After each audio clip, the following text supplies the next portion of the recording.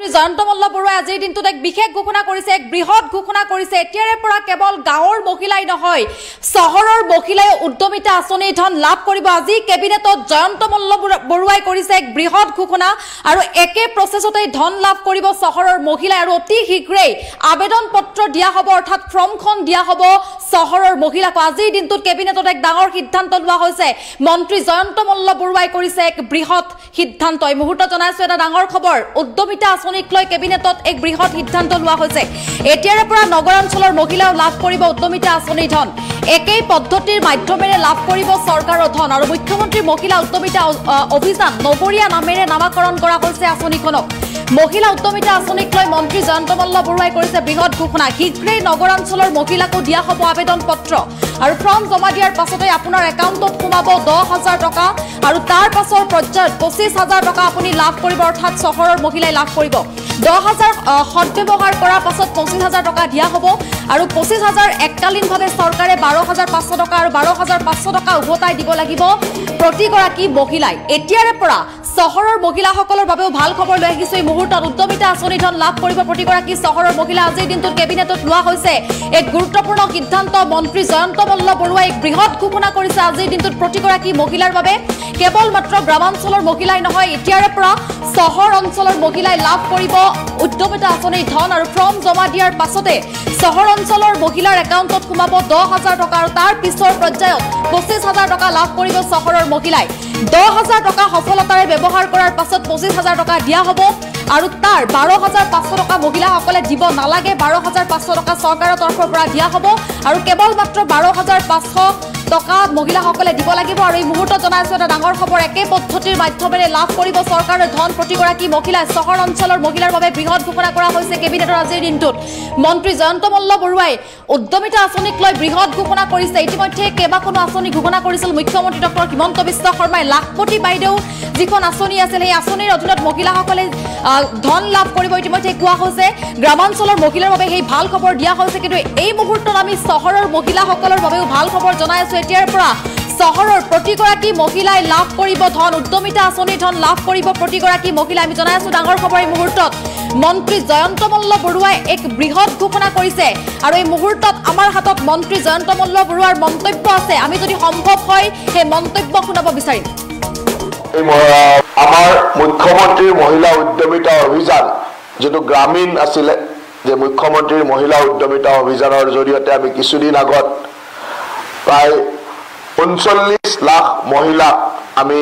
আবেদন পত্ৰ লৈছিলোঁ। তেখেতসকলৰ 10,000 টকাকৈ প্ৰথম বৰ্ষত আৰু তাৰ পিছত 12,500, 12,500, 25,000 টকা দিয়াৰ যিটো আঁচনি মুখ্যমন্ত্ৰীৰ মহিলা উদ্যমিতা অভিযান, এইটো গ্ৰামীণ অঞ্চলত আছিল।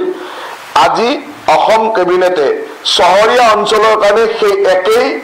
মুখ্যমন্ত্ৰীৰ মহিলা উদ্যমিতা অভিযান নগৰীয়া নামেৰে ইয়াক অনুমোদন প্ৰদান কৰে। গ্ৰামীণত যি ধৰণে আছিল যে প্ৰথম অৱস্থাত প্ৰতিগৰাকী মহিলাই এই ধৰণে আবেদন কৰিব আৰু এইকেইদিনৰ ভিতৰতে আবেদন পত্ৰ দিয়া হ'ব, আবেদন পত্ৰ জমা লোৱা হ'ব। আৰু গ্ৰামীণত যেনেকৈ প্ৰতিগৰাকী মহিলাক প্ৰথমে নিজৰ ব্যৱসায় উন্নতিকৰণৰ কাৰণে নিজকে এজন নিজৰ আত্মসংস্থাপন বা ব্যৱসায় যিটো লাখপতি বাইদেউৰ পৰিকল্পনাই আমি আগবঢ়াই দিছিলোঁ, সেই একেধৰণে নগৰীয়া অঞ্চলৰ চেল্ফ হেল্প গ্ৰুপৰ প্ৰায় 3 লাখ মহিলা আছে। এই 3 লাখ মহিলাকো সেই 10,000 টকাকৈ প্ৰথম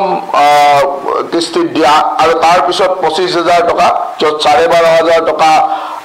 গ্ৰাহীণ হিচাপে পাব আৰু 12,500 টকা বেংকৰ পৰা লোন হিচাপে পাব। সেই একেই আঁচনি নগৰীয়া কাৰণেও আজি অসম চৰকাৰে অনুমোদন দিছে আৰু খুব কম দিনৰ ভিতৰতে এই মুখ্যমন্ত্ৰীৰ মহিলা উদ্যমিতা অভিযান নগৰীয়াৰ কাৰণে আবেদন পত্ৰ এই চেল্ফ হেল্প গ্ৰুপৰ মহিলাসকলৰ পৰা লোৱা হ'ব আৰু তেওঁলোকৰ প্ৰপত্ৰ জমাও লোৱা হ'ব। সেই ধৰণে এটা নিৰ্দেশনা আমাৰ আৰবান লাইভলিহুড মিছনক বা নগৰীয়া জীৱিকা মিছন যিটো আছে তাক নিৰ্দেশনা দিয়া হৈছে। আপোনালোকে জানে যে মুখ্যমন্ত্ৰীৰ আত্মনিৰ্ভৰ অসম অভিযান, য'ত আমি 2 লাখ যুৱক যুৱতীক আত্মসংস্থাপনৰ কাৰণে 2 লাখ আৰু 5 লাখ টকাকৈ দিয়াৰ এক পৰিকল্পনাৰ কথা বা আঁচনিৰ কথা ঘোষণা কৰা হৈছিল। এই আঁচনিটো সুন্দৰভাৱে চলাবৰ কাৰণে মুখ্যমন্ত্ৰীৰ আত্মনিৰ্ভৰ অসম অভিযানৰ এখন সোসাইটি আজি গঠন কৰাৰ সিদ্ধান্ত লোৱা হয় আৰু এই সোসাইটিৰ জৰিয়তে এই ধৰণৰ গোটেই ট্ৰেইনিং প্ৰগ্ৰেমৰ পৰা আত্মনিৰ্ভৰ অসম অভিযানৰ গোটেই আত্মনিৰ্ভৰ কৰাৰ বা আত্মসংস্থাপন দিয়াৰ বিভিন্ন ব্যৱস্থা ধনৰাশি দিয়া এই গোটেইখিনি কাম সুন্দৰভাৱে কৰাৰ কাৰণে এখন সোসাইটি ফৰ্ম কৰাৰ কথা আজি অসম কেবিনেটে অনুমোদন দিছে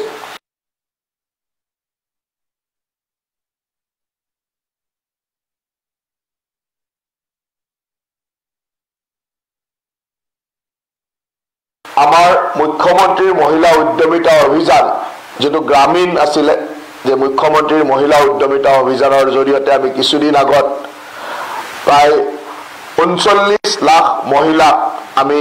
আবেদন পত্ৰ লৈছিলো তেখেতসকলৰ 10000 টকাকৈ প্ৰথম বৰ্ষত আৰু তাৰ পিছত 12500 25000 টকা দিয়াৰ যেটো আঁচনি মুখ্যমন্ত্ৰীৰ মহিলা উদ্যমিতা অভিযান এটো গ্ৰামীণ অঞ্চলত আছিল আজি অসম কেবিনেটে শহৰীয়া অঞ্চলৰ কাৰণে সেই একেই মুখ্যমন্ত্ৰীৰ মহিলা উদ্যমিতা অভিযান নগৰীয়া নামেৰে ইয়াক অনুমোদন প্ৰদান কৰে গ্ৰামীণত যি ধৰণে আছিল যে প্ৰথম অৱস্থাত প্ৰতিগৰাকী মহিলা এই ধৰণে আবেদন কৰিব আৰু এই কেইদিনৰ ভিতৰতে আবেদন পত্ৰ দিয়া হ'ব আবেদন পত্ৰ জমা লোৱা হ'ব আৰু গ্ৰামীণত যেনেকৈ প্ৰতিগৰাকী মহিলাক প্ৰথমে নিজৰ ব্যৱসায় উন্নতিকৰণৰ কাৰণে নিজকে এজন নিজৰ আত্মসংস্থাপন বা ব্যৱসায় যেটো লাখপতি বাইদেউৰ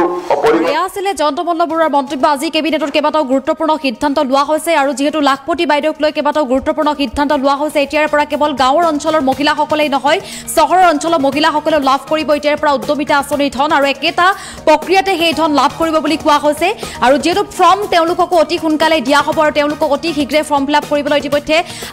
চৰকাৰৰ তৰফৰ পৰা আহ্বান জনোৱা হৈছে কেবিনেটত এই কথা কৈছে মন্ত্ৰী জয়ন্ত মল্ল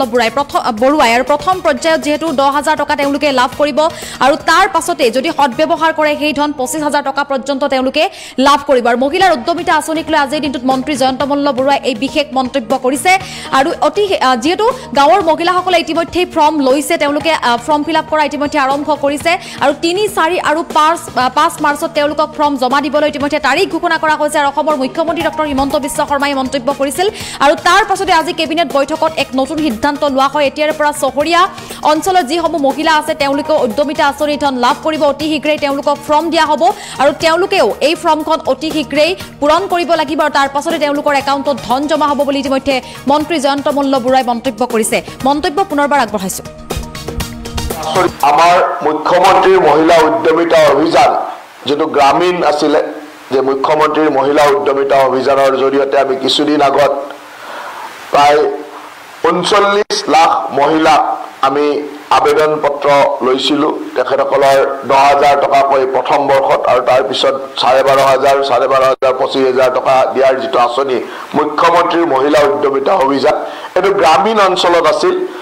আজি অসম কেবিনেটে শহৰীয়া অঞ্চলৰ কাৰণে সেই একেই